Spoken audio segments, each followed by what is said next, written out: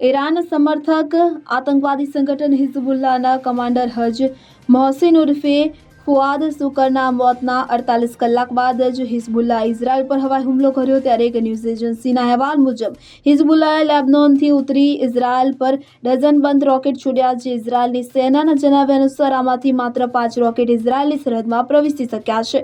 અત્યાર સુધી આ હુમલામાં કોઈ પણ નુકસાન થયું નથી। હિઝબુલ્લાએ કહ્યું છે કે તેઓને મેડઝુબાહના ઉત્તરીય વિસ્તારમાંથી રોકેટ છોડ્યા હતા। ઇઝરાયલે ગુરુવારે સવારે લેબનોનના ચામામાં હવાઈ હુમલો કર્યો હતો, જેમાંથી 4 સિરિયન નાગરિકો માર્યા ગયા।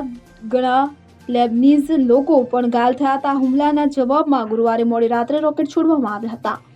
Bureau report CN24 news.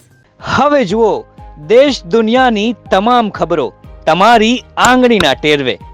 ઉઠાવો મોબાઈલ અને Google Play Store પરથી ડાઉનલોડ કરો અમારી CN24 ન્યૂઝ મોબાઈલ એપ।